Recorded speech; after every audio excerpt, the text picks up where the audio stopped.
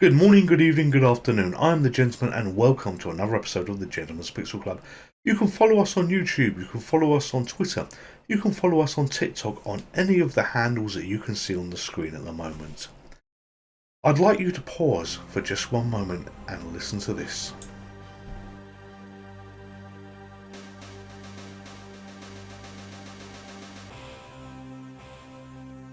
If you were a fan of the Amiga, those noises would have sent a shiver down your spine. Pinball Dreams was one of the greatest, if not the greatest pinball game that ever existed on the Amiga, and we are going to play all four tables here. We are not going to play them very well because it's been a long time since I played them, but we are going to have a little go on each one of them. And as it says on the screen, this was the first pinball simulator for the Amiga, and others came along, but I don't think it was ever bettered, even by the same company that produced additional versions of this, because they went on to fantasies, they went on to illusions. The original was just absolutely awesome. We are playing on the MiSTer FPGA, which is recreating the Amiga, and this is table 1. This is Ignition, and this is the first time that I'd ever seen the game when I played this table.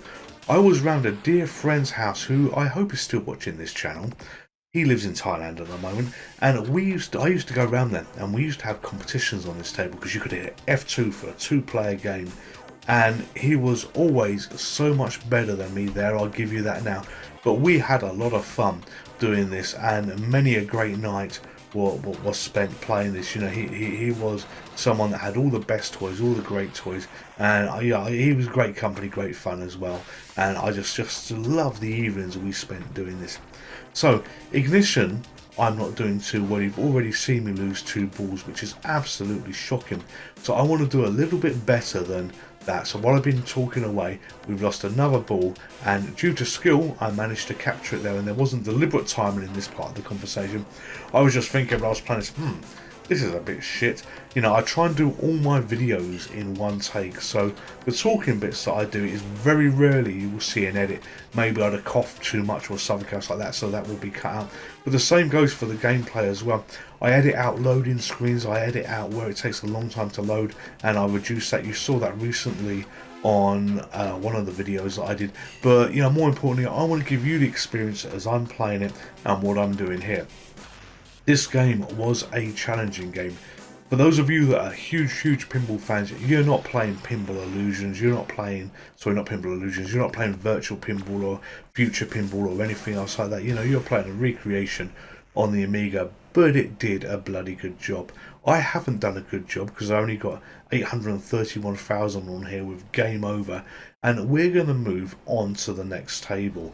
So not much was said about Ignition because this was like the cold opening for the video and everything else, but we're going to be playing Steel Wheel. I enjoyed this table more than I enjoyed Ignition. I thought that it was more fun to play. It was less aggressive in the ball drops, and you know, I like the way that you had the awards that you could see. You could get much like a traditional pinball on the bottom of the screen there, and they will light and stay solid when you get them. So you know, you can see 100k, you can see 1 million, all these things flashing, and you can lock them into place. Playing this game is quite a fast game to play. You know, it's not the easiest game because, you know, the ball does accelerate really quick when it comes down, but it's smooth, it's fluid, and it feels natural. And by feeling natural, it feels natural in terms of what you would expect a pinball to be playing on these old 16-bit systems. I'm doing these loops now that you can see, and it's quite easy to get 2 or 3 of them in a row, but trying to get the 4th, the ball suddenly feels sluggish, you miss. And for me, in the real world, it's been like that on real pinball machines as well. I remember once playing Lethal Weapon, the one where you can fire the button with the trigger in a pub, and I was pretty good at that on a few of those loops, and then your abilities would just dry up, and it's like the ball has changes inertia, and it suddenly gets heavier. The flippers suddenly get weightier. I don't know whether this is a design of real pinball machines, but it certainly was replicated quite well on here as well. And these were great because they had a lot of features. They felt like modern pinball machines that you were playing. Yes, you didn't have the fancy graphics that you currently have on the things that you can download now, I say on your Future Pinball, on your Virtual Pinball and all the other bits and pieces, but you know, these were exceptional for the time. The closest you probably had to this in other platforms was, I think on the PC there was something called Pinbot or Bride of Pinbot, I can't really remember.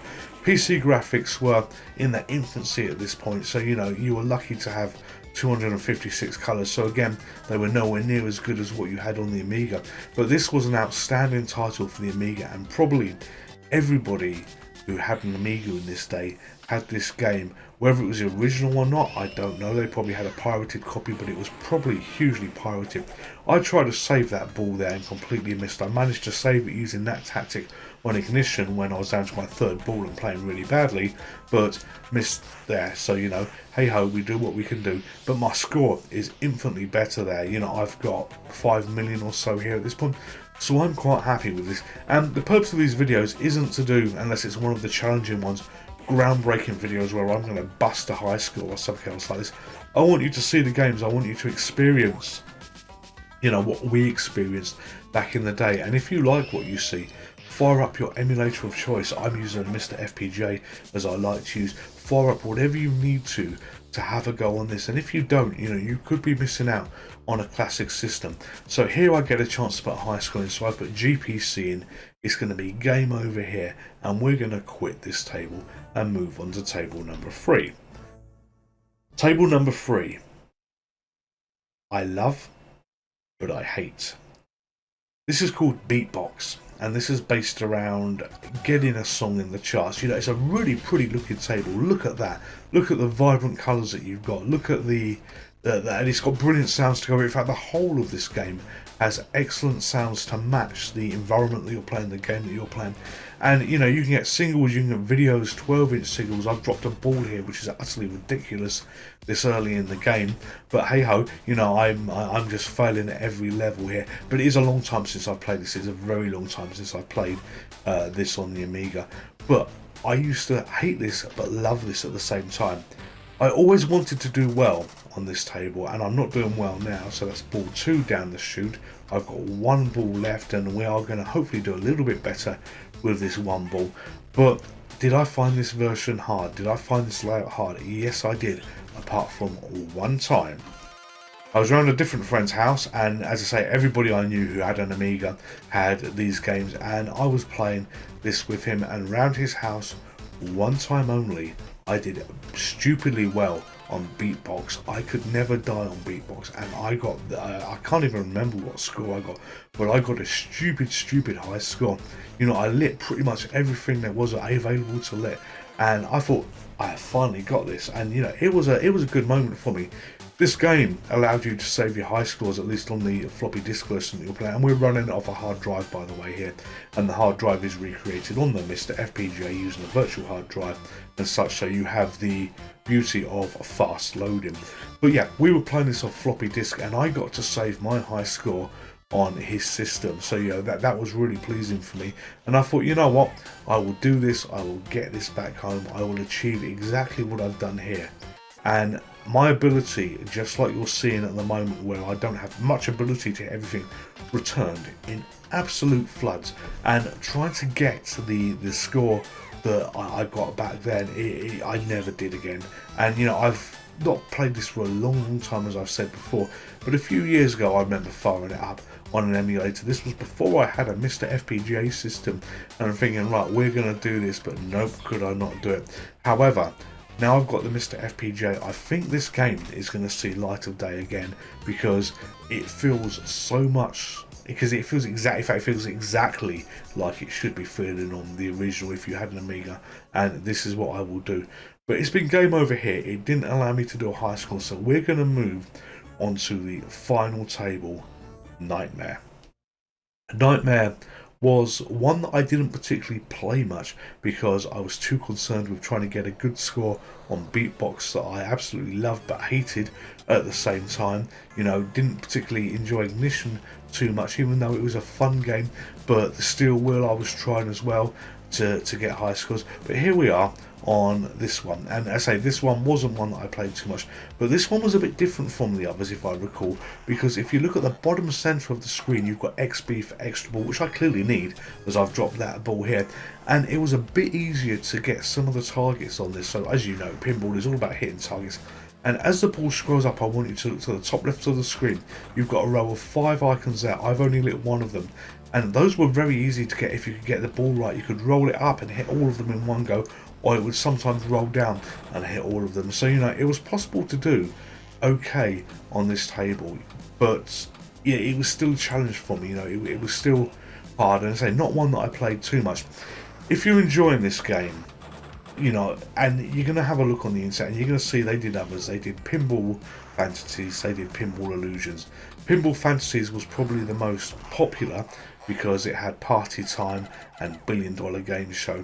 But I urge you, take a look at this. You know, this was the original, and this is where it all began. When you look at some of the later games in the series, and if you play this enough, you will recognise a lot of the sounds that have been lifted from it. I'm certain that when I was playing this to do the recording for, and there you saw me get all the lights as it rolled down, I was playing this to get the recording for this. I recognise sounds that were in the later versions, so they've clearly uplifted and taken bits. You know, you can recognise bits of the table as well. The right hand side of this table reminds me a little bit of Party Time, and you know, they're all good games, but don't ignore the early ones, because you know, the later ones are still good, but yeah, these are definitely worth a play. Pinball Illusions, which was the final one in the series, I had an Amiga back then, and the Amiga then was a 1200, and it was the AGA model that was effectively a little bit more advanced. You could get accelerator cards for it, in fact all the Amigas and stuff like this, to make them work a little bit faster. But I always felt that the AGA version struggled. It could do multi-ball, it did a few other bits and pieces as well, and it always seemed sluggish when you were playing it, and you never got, in my opinion, the same experiences as you got of the other two. But yeah, pinball is fun on the home computers. Yeah, pinball is good on the home computers, and you know, you can challenge yourself, challenge your friends. These are great multiplayer games to have. So if you've got friends around that enjoy retro and stuff like that, don't hit F1 on the keyboard, hit F2 on the keyboard, and have a multiplayer game and start challenging each other.